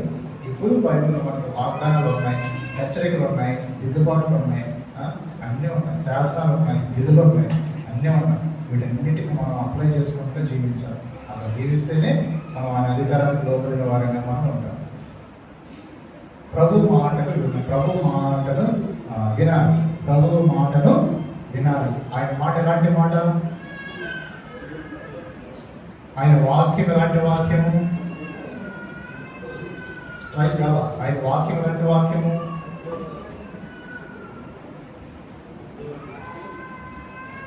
పదిలాళ్ళు ఏ మొదలు జరుగుతుంది. ఆయన వాక్యం ఎలాంటి వాక్యం? చెప్పండి, ఆయన వాక్యం ఎలాంటి వాక్యం? ఇదివరకు నేను 7 రకాలైన వాక్యం అని చెప్పాను అనమాట. ఇప్పుడు అది ఇంకోటి, అది నేను చెప్పను. ఆ 7 చెప్పను. ఇప్పుడు కొత్తగా చెప్పుకోవాలి. ఆయన వాక్యం ఎలాంటిదంటే అధికారంతో కూడిన వాక్యం. చెప్పండి, ఏ వాక్యం? ఇప్పుడు రాజులకు ప్రభువుగా రాబోతున్నాడు కాబట్టి నేను ఆయన అధికారానికి లోబడాలంటే మనం ఏం చేయాలి? వాక్యానికి విధేయత చూపిస్తూ జీవించాలి. అప్పుడు మ్యాచ్ అవుతుంది, మన లైఫ్ మ్యాచ్ అవుతుంది. రాకడలో ఆయన వచ్చినప్పుడు ఎత్తకూడదు, ఈజీగా ఎత్తకూడదు. అందుకని చెప్పేసి గుర్తుపెట్టుకోండి.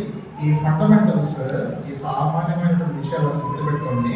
పాయింట్స్ వైజ్గా గుర్తుపెట్టుకొని నెమ్మదిగా హోరాహుడికి అవసరం లేదు, నెమ్మదిగా ప్రాక్టీస్ చేసుకుంటే జీవిస్తే సరిపోతుంది.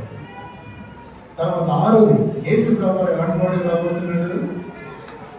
ప్రధాన కాపరిగా రాబోతున్నాడు. 1వ పేతురు పత్రిక 5వ అధ్యాయం 4వ వచనం చదువుతారా అంటే? 1వ పేతురు పత్రిక 5వ అధ్యాయం 4వ వచనం. ప్రధాన కాపరి ప్రత్యక్షమైనప్పుడు మీరు వాడవారిని మహిమా కిరీటము పొందుదురు. ఇప్పుడు యేసుప్రభు వారు ప్రత్యక్షత అంటే ఏంటి? బైబిల్ చదివేటప్పుడు ఎక్కడైనా సరే కొత్త నిబంధనలో ప్రత్యక్షత అనే మాట వచ్చిందంటే దాని అర్థం ఏంటి? ఇదే అటు ఆలోచించాల్సిన అవసరం లేదు. ఇప్పుడు యేసుప్రభు వారు ఎలాంటి వాడిగా ప్రత్యక్షం కాబోతున్నాడు? ప్రధాన కాపరిగా ప్రత్యక్షం కాబోతున్నాడు. మరి ఇప్పుడు మనలో ఉండాల్సిన మ్యాచింగ్ ఏంటి?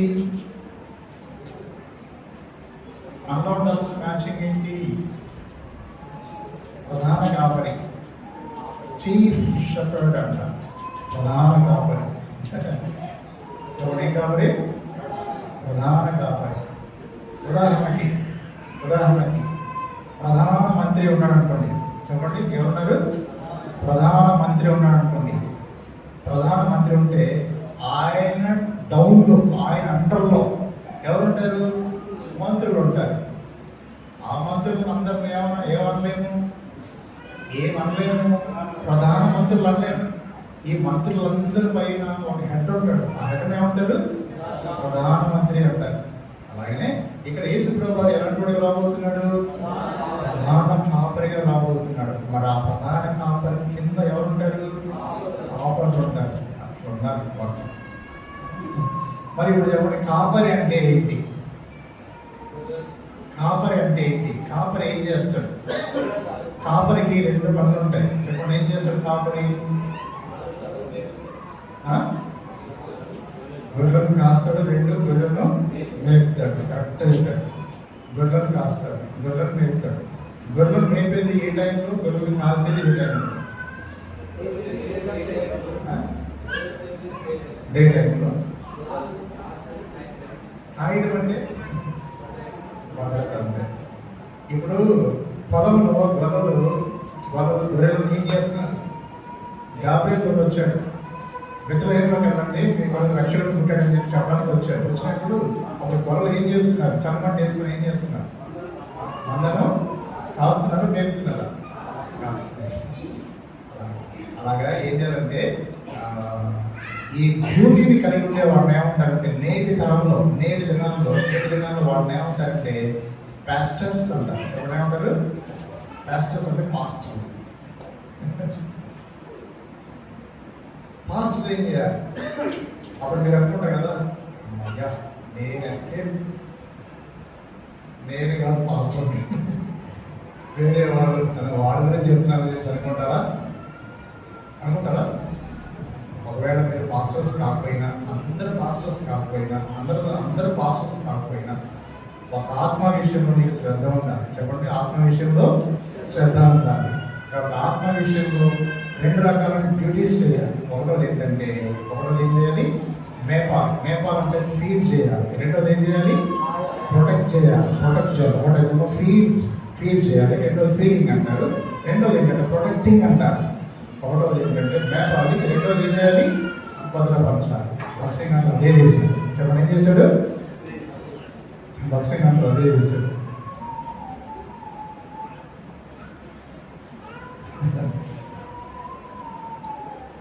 ఏదైనా మీటింగ్ పెడితే మొత్తం మంది రక్షకులు తీర్మానం చేసేవాడు.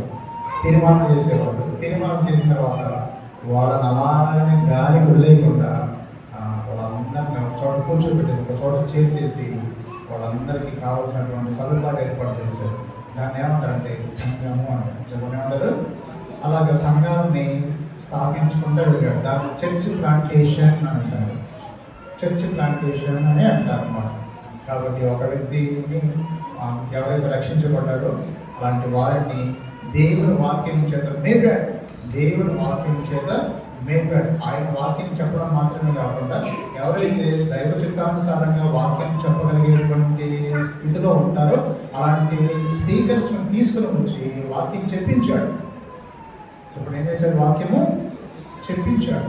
అలా వాక్యం చెప్పించడానికి 1 రోజు 2 రోజులు కాదు, దాదాపు 9 రోజులు, అట్లా 14 రోజులు, 2 వారాలు. వాటిని ఏమంటారంటే కాన్వకేషన్స్ అంటారు. ఏమంటారు? కాన్వకేషన్స్ అంటారు.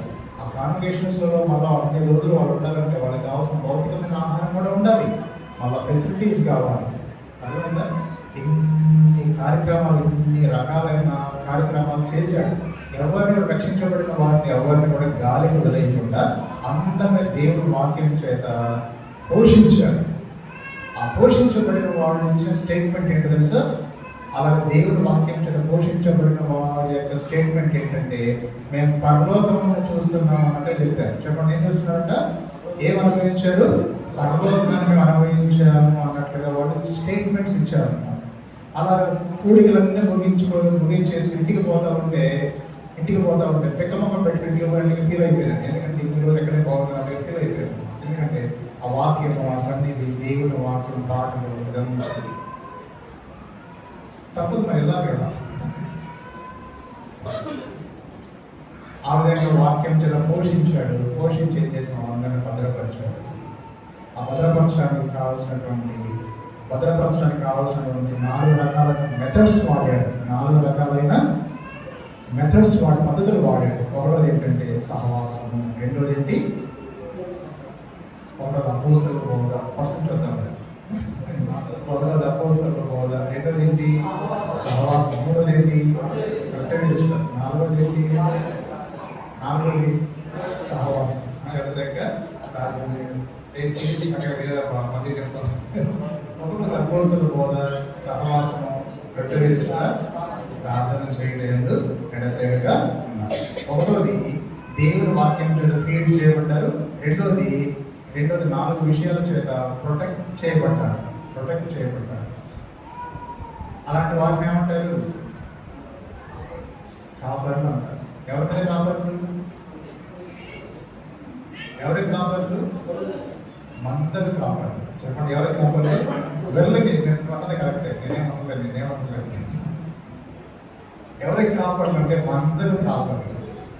సరేనా? మందకు కాపర్లు. ఇప్పుడు చెప్పు, నువ్వు ఎవరిని పోషించే కెపాసిటీ నీకుంది? నువ్వు రక్షించబడి 3 సంవత్సరాలు అయిపోయింది. 3 అంటేనే ఎక్కువ.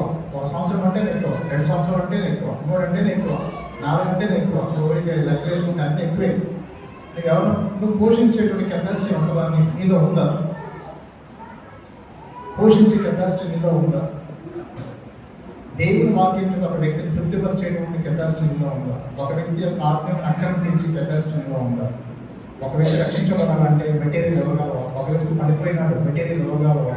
ఒక వ్యక్తి కృంగిపోయినాడు, లేపాలి, మెటీరియల్ ఇవ్వగలవా? ఉందండి. సరుకు సామాన్ ఉందా? మీరు కావాలి. లెక్కలు వేసుకోవడం కాదు, ఎంత అయిపోయింది, అంత అయిపోయిందా, అంత అదే అనేది కాదు. ఒక కన్సర్న్ ఉండాలి. చెప్పండి, ఏముండాలి? కన్సర్న్ ఉండాలి. వేరే ప్రదేశంలో మందిరానికి వచ్చిపోతూ ఉంటారు. అవి మమ్మల్ని ఎవరు పట్టించుకోవట్లేదు ఏంటంటే కొన్ని కంప్లైంట్స్ వస్తూ ఉంటాయి. అది మన దగ్గర అక్కడ ఉండవు.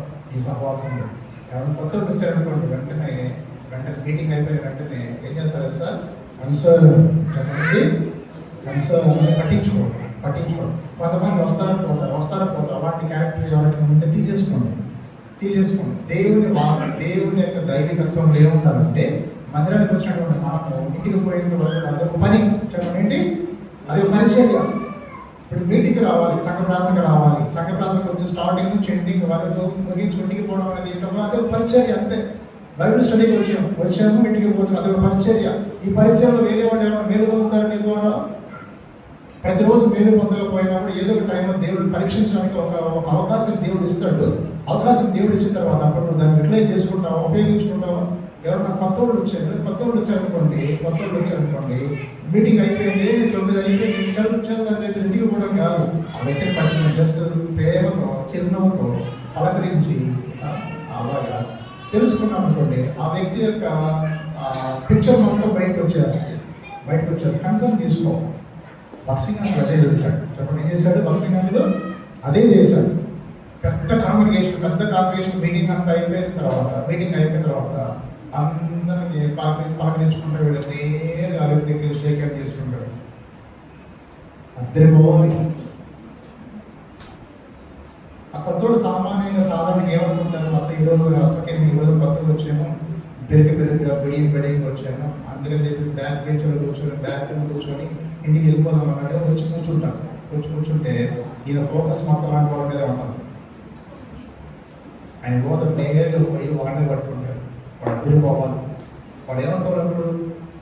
మందిరం చర్చికి వస్తున్నాం పట్టించుకోలేనట్టుగా అలాంటి థాట్స్తో వస్తాడు. కానీ అక్కడ వాళ్ళ థాట్స్ మొత్తం ఉల్టా అయిపోతాడు. షేక్ హ్యాండ్ తీసుకొని పలకరించిన వెంటనే ఇంత కన్సర్న్ ఉంటుందా, ఇంత పట్టింపు ఉంటుందా, దేవుడి పేరు ఇంత గొప్పదా అని తెలుసుకొని ఫిక్స్ అయిపోతాడు. ఇంకా రామచంద్ర బాబు కూడా వచ్చేస్తాడు మందిరానికి, స్టేబుల్ అయిపోతాడు, స్థిరమైపోతాడు. అందుకని చెప్పేసి సంఘంలో ఉన్న ప్రతి ఒక్కరు చిన్న ప్రాక్టీస్ చేయండి. ఏంటంటే ఎవరైనా కొత్తోళ్ళు వస్తే, కొత్తోళ్ళు కాదు, ఎవరైనా పాత్రలు ఎవరైనా సరే వచ్చినారనుకోండి, మనం కూడా వస్తే ఈ సహవాసం ద్వారా ఏం జరుగుతుందంటే ఒకరి యొక్క ఆత్మీయ అక్కర్లన్నీ బ్యాలెన్స్ చేయబడతా ఉంటాయి అన్నమాట. ఒకరిని చూసి ఒకరు బుద్ధులు వాడటము, ఒకరిని చూసి ఒకరు బుద్ధి తెచ్చుకోవడము, ఒకరిని చూసి ఒకరు ఎంకరేజ్ కావడము, ఇవన్నీ తెలుస్తూ వస్తాయి అన్నమాట. లేదు నేను ఏకలవ్యుడు ఇంట్లో ఉండి ప్రాక్టీస్ చేస్తాను అంటే ఏమన్నా అర్థమైందా? ఏముంటుందా? ఒక బొమ్మ చేసుకుంటాడు, బొమ్మ చేసుకుని ఇంటి ప్రాక్టీస్ చేస్తాను అంటే ఏముండదు. సంఘంలోకి వస్తే అన్ని నేర్చుకోవాలి. కాబట్టి దీన్ని ఏమంటారంటే ఈ పరిచయని మనం కలిగి ఉన్నాం. నేర్పేటువంటి కెపాసిటీ మనం ఉండాలంటే మనలో కూడా మేత ఉండాలి. చెప్పండి, ఏముండాలి? మేత ఉండాలి. మేత అంటే ఏంటి? వాక్యం ఉండాలి. ఉందా వాక్యము? ఆది కాండం నుంచి ప్రకటన గ్రంథం వరకు ఇంత రోజులు సీరియస్గా తప్పకుండా ఉల్ట పట్ట లేకుండా కరెక్ట్గా సీరియస్గా చెప్పండి. ఫస్ట్ అవుతే రావు. ఇంకెక్కడ ఉంటుంది వాక్యం? కాండాలు అయితే దుమ్ములు వేస్తాం. ఆది కాండం నుంచి ద్వితీయ దేశ కాండం వరకు కాండాలు అయితే దుమ్ములు వేస్తాం. నెక్స్ట్ ద్వితీయ దేశ కాండం తర్వాత ఎవరు వస్తారు? ఎవరు వస్తారు? యెహోషువ వస్తాడు. రూతు వస్తుంది. యెహోషువ మనకు ఏదో కన్ఫ్యూజన్. అది పరీక్ష అన్నమాట. అందుకని చెప్పేసి దేవుడు వాక్యం నేర్చుకోవాలి. దేవుడు వాక్యం నేర్చుకునే ఎక్కడ సంఘం ఉంటే నేర్చుకుంటాం. ఎంతగా ఎవరితో పెట్టి ఎవరైతే ప్రాక్టీస్ చేసే వాళ్ళు ఉంటారో వాళ్ళకి దేవుడు అంతగా ఇస్తాడు. సరేనా? కాబట్టి ప్రధానంగా ప్రత్యక్షమైనప్పుడు ఆయన మనకి ఏమి ఇస్తాడంట? వాడబారని మహిమకి నిరూపిస్తాడు. అయితే దేవుడు కొంతమందిని ప్రేమించి ఎవరైతే ఇలాంటి ఆత్మ సంబంధం కన్సర్న్ కలిగి ఉంటారో అలాంటి కన్సర్న్ కలిగినటువంటి వాళ్ళు పట్టించుకునే వాళ్ళకి దేవుడు కొంతమంది ఆత్మను అప్పగిస్తాడు. చెప్పండి, ఏమని అప్పగిస్తాడు? ఆత్మను అప్పగిస్తాడు. ఆత్మను ఏం చేయాలంటే దేవుడు వాక్యం పోషించాలి, వాళ్ళని భద్రపరుస్తూ ఉంటారు. ఈ పరిచయం ఏమంటారంటే కాపరి పరిచర్య అంటారు. ఇలా ఇలా ఇలా ఈ లెక్క చొప్పున సార్వత్రిక సంఘం అందరూ ఎంతమంది కాపర్లు ఉంటారు? చాలా మంది కాపర్లు ఉంటారు. ఈ కాపర్లు అందరి పైన పెద్ద కాపర్ ఉంటాడు. ఆ కాపరికి ఏ పేరు?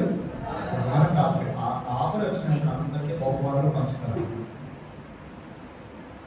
లాస్ట్ వన్ యేసు ప్రభువు చివరిగా ఎలాంటి వాడు రాబోతున్నాడు? మహాదేవుడిగా రాబోతున్నాడు. మహా అంటే గ్రేట్ అన్నమాట. ఎలాంటి దేవుడిగా రాబోతున్నాడు? మహాదేవుడిగా రాబోతున్నాడు. యేసు ప్రభువు దేవుడా? యేసు ప్రభువు దేవుడా? మనిషి కుమారుడు కదా. యేసు ప్రభువు దేవుడా? దేవుని కుమారుడు కదా. యేసు ప్రభువు ఎవరు? నజరేయుడైన యేసు కదా. యేసు ప్రభువు ఎవరు? ప్రధానాయాజకుడు కదా. యేసు ప్రభువు ఎవరు? అపోస్తలులకు రాయబడింది కదా. అన్నిటితో పాటు కూడా రాయబడింది యేసు ప్రభువు దేవుడు అని బైబిల్లో మనకు 7 రెఫరెన్స్ ఉంటాయి. 7 రెఫరెన్స్ ఉంటాయి. నేను చెప్పడం లేదు. వాటిలో ఒకటి ఏంటంటే యేసు ప్రభువు మహాదేవుడు అని రాయబడింది. తీతుకు రాసిన పత్రిక ఎప్పటి చేసుకొని ముగించాను. తీతుకు రాసిన పత్రిక 2వ అధ్యాయము 13వ వచనాన్ని చదువుకున్నాం. అనగా మహాదేవుడును మన రక్షకుడునైన చాలండి. ఇప్పుడు చెప్పండి, మన రక్షకుడైన యేసు ప్రభువు ఎవరు? మహాదేవుడు. ఎంత క్లియర్గా రాయబడింది, ఎంత సింపుల్ అర్థం చేసుకోవచ్చు. యేసు ప్రభువు దేవుడు. ఎలాంటి దేవుడు? మహాదేవుడు. రెండవ రాబడి యేసు ప్రభువు ఎలాంటి దేవుడుగా రాబోతున్నాడు? మహాదేవుడుగా రాబోతున్నాడు. అట్లా కాదండి, నేను సింపుల్ ఎగ్జాంపుల్ చెప్తానంటే ఏంటంటే ఏదైనా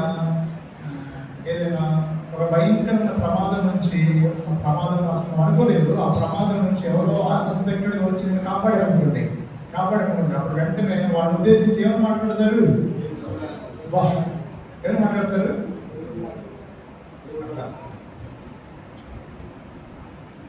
ఆ కొద్దిసేపటికి నరమాత్రునికి అంత పెద్ద పేరు పెడతారే. ఆ కొద్దిసేపటికి నరమాత్రుడైన వాడికి అంత పెద్ద పేరు పెడతారే. ఎంతగా రుజువు చేసుకున్న వాళ్ళు ఉన్నారే. ఆయన మరణానికి వచ్చి తిరిగి లేచి మరణానికి గెలవడం ఏంటి? ప్రపంచంలో పవర్స్ అన్నిటికంటే గ్రేటెస్ట్ పవర్ అంటే అంతరించిన పవర్ కూడా లేదు. ఆ పవర్ ఏంటంటే మరణానికి గెలిచి తిరిగి లేవడం. చూడండి మీరు, మరణానికి గెలిచి తిరిగి లేవడం, మరణించి తిరిగి లేవడం, మరణించి మరో బ్రతకడం. బ్రతికి సర్వలోకంలో ఉన్నటువంటి ఎంత కట్టగట్టిన పాపాత్మలైనా సరే రక్షించగలిగేటువంటి కెపాసిటీ ఉన్న వాడిని దేవుడు అనుకుంటే ఏమంటారు? ఈ పిచ్చి లోకము ఏం చేస్తున్నాం, ఎంతగా చేసినప్పటికీ గ్రహించుకోకుండా యేసు ప్రభువు గురించి ఎంత దుర్గెత్తి పోస్తారంటే అంత దుర్గెత్తి పోస్తారు. అయితే దేవుడి ప్రభువుని బట్టి మనం ఆ సత్యం తెలుసుకుని యేసు ప్రభువు నిజమైన దేవుడు అని చెప్పి తెలుసుకుని ఫిక్స్ అయిపోయి రక్షించడం. నరకం లేదు. ఇప్పుడు నీకు నాకు యేసు ప్రభువు ఎవరు? మహాదేవుడు. ఆయన నా కొరకు రెండవ రాకడా రాబోతున్నాడు. ఎలాంటి రాబోతున్నాడు? మహాదేవుడుగా రాబోతున్నాడు. బయట ఇంతవరకు బాగానే ఉంది. ఇప్పుడు మ్యాచింగ్ ఏంటంటే ఇప్పుడు క్లాస్లో స్టూడెంట్స్ ఉంటారు, రైట్? క్లాస్లో ఎవరు ఉంటారు? స్టూడెంట్స్ ఉంటారు. స్టూడెంట్కి మ్యాచింగ్గా ఒక ఆయన ఒక వ్యక్తి ఉంటారు, పెద్ద ఎవరు? టీచర్. సేమ్ అంతే. షాప్ ఉంది, షాప్కి రెగ్యులర్ వస్తూ ఉంటారు, పోతూ ఉంటారు. ఎవరు? కస్టమర్స్ ఉంటారు. ఈ కస్టమర్స్కి షాప్లో ఒక వ్యక్తి ఉంటాడు. ఆ వ్యక్తిని ఏమంటారు?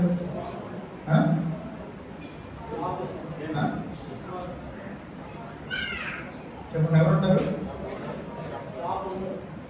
ప్రొపరైటర్ ఉంటారు. ఒకరు కూడా కాదు, ప్రొపరైటర్ ఉంటారు. అంతేనా? షాప్ యజమాని ఏమంటారు? ప్రొపరైటర్ అంటారు. ఒకరు కూడా కాదు.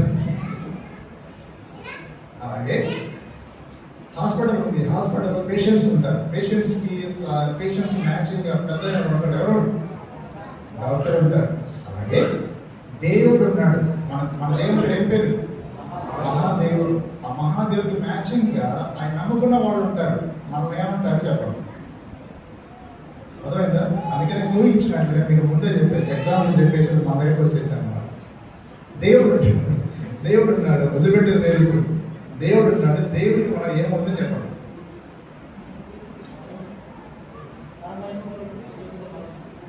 పెద్ద పొడవుతారు.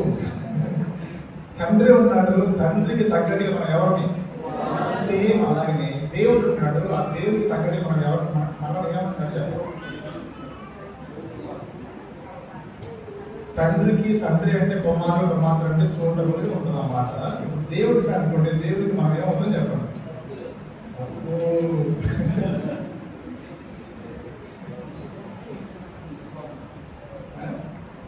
ఏమవుతుంది చెప్పండి? పేతురు రాసిన 1వ పత్రిక 2వ పేతురు రాసిన 1వ పత్రిక 2వ అధ్యాయం 10వ వచనం చదువుతారా? ఒకప్పుడు ప్రజగా ఉండక ఇప్పుడు దేవుడు ప్రజ అయితిరి. ఆపండి, అయిపోయా. ఇప్పుడు చెప్పండి, దేవుడు నాటు దేవుడు మనం ఏమవుతుందో చెప్పండి భక్తుడు గారు. అనవసరంగా బుక్కాయ పెట్టుకుంటున్నా, ఏం కాదు. ఇప్పుడు దేవుడు నాటు దేవుడు మనం ఏమవుతాం? మామూలు చెప్పండి, ఏమవుతాం? ప్రజ. చెప్పండి, ఏమవుతాం? ప్రజ. ప్రజ అనేది ఏంటి? సింగులరా ప్లూరలా? No, plural. చెప్పండి, ఏం పేరు? ప్లూరల్. ప్రజలు అనేది కూడా ప్లూరలే, ప్రజ అనేది కూడా ప్లూరల్ గానే అర్థం చేసుకోవాలి. అర్థమైందా? మనం అందరం ఎవరు ప్రజ? దేవుడు. రైట్? ఓ ఇశ్రాయేలు నీది వాక్యం ఎంతో గొప్పది. ఇప్పుడు చెప్పండి, ప్లూరలా సింగులర్? ఒక బోర్లో పడ్డారు.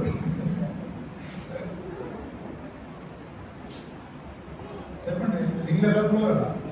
ఇశ్రాయేల్ అంటే యాకోబును ఉద్దేశించాడా లేకపోతే నేషన్ ఉద్దేశించాడా? నేషన్ అంటే సింగులర్గా ఉంటుందా ప్లూరల్గా ఉంటుందా? ప్లూరల్గా ఉంటుంది. కొన్నిసార్లు ప్లూరల్గా ఉన్నటువంటి దాన్ని సింగులర్ అంటే కానీ మాట్లాడతారు దేవుడు వాక్యంలో. గుర్తుపెట్టుకోవాలి, పసిగట్టాలి.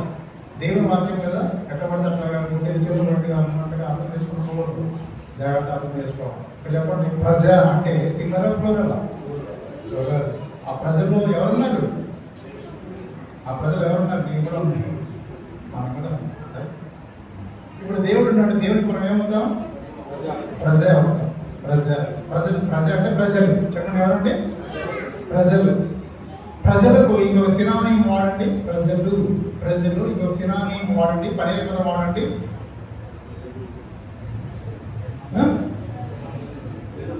జనులు. కరెక్ట్ చెప్పారు. చెప్పండి, ప్రజలకి ఇంకో పేరేం పేరు? జనులు. మనం ఎవరు జనులు? దేవుని జనులు అని చెప్పు. అంత ఆబ్జెక్ట్ టైప్ ఎవరు సబ్జెక్ట్ చెప్పు. ఇప్పుడు మనం ఎవరు జనులు? దేవుని జనులు. సింగర్లో చెప్పండి, మనం ఎవరు? నువ్వెవరు? జనుడు అని చెప్పండి. నువ్వెవరు? దేవుని జనము అంటే మన ఫ్లోర్లోకి వెళ్ళిపోతారు. సింగర్లో చెప్పండి, నువ్వెవరు? దేవుని ఫ్లోర్ సింగర్లో చెప్పండి.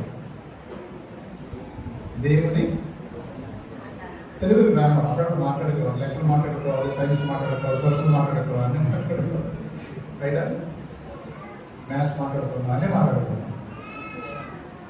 దేవుణ్ణి దైవం అనొచ్చా? చెప్పండి, దేవుణ్ణి ఏమనొచ్చు? దైవం అనొచ్చా? అనొచ్చు. మనను జనులు అనొచ్చా? అనొచ్చా? అనొచ్చు. ఇప్పుడు చెప్పు, సింగిల్ చెప్పు, ఎవరు ఎవరు మీరు సడన్గా చెప్పండి, మీరు ఎవరు? సింగిల్ చెప్పండి. మన దేవుడు అంటారు దైవమా అంటే దైవ. స్త్రీలు ఏమంటారు? పురుషులు ఏమంటారు? స్త్రీలు ఏమంటారు? దైవ. సింగిల్ చెప్పండి, దైవ జను. పురుషులు ఏమంటారు? దైవ జనం అంటారు. ఇప్పుడు చెప్పు, నువ్వు ఎవరు? అంత సీరియస్ కావాలి, అర్థమైందండి? అంత సింపుల్ కదా. అలాగా దైవజనుడు అనేటువంటి దైవజనుడు నువ్వు నీ యొక్క స్థితిని మెరిగావా? అలా జీవిస్తున్నావా? నేనేదో నార్మల్ విశ్వాసం అనేది నువ్వు జీవిస్తున్నావా? లేదు, నేను దేవుడు నమ్ముకుంటున్నా, దేవుడు నాకు గొప్ప గొప్ప ధన్యత ఇచ్చాడు అని చెప్పేసి గ్రహించుకుంటున్నావా? తిమోతి ఉన్నాడు. తిమోతి యవనస్తుడే. ఆ యవనస్తుని పట్టుకొని పెద్ద పాస్ట్ గారు వాడిని ఏమంటాడంటే దైవ జనుడా చెప్పండి, ఏమంటాడు? దైవ జనుడా. అంత సీన్ ఉందా ఆ పిల్లోడికి? ఉంది కాబట్టి అంటారు. ఇప్పుడు ఎవరు? దైవ. మీరు చెప్పి స్త్రీలు చెప్పండి, జనుడా. మన ఎవరు? దైవ జనుడు. దైవ జనుడు. బైబిలే చక్క సమయంగానే దైవ జనుడా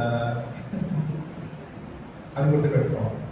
మరి దాన్ని తగ్గట్టే జీవిస్తున్నాం బ్రదర్స్. నీ ఫ్యామిలీ లైఫ్లో, నీ పర్సనల్ లైఫ్లో, నీ చర్చ్ లైఫ్లో ఒక దైవజనుడు జీవిస్తున్నారు.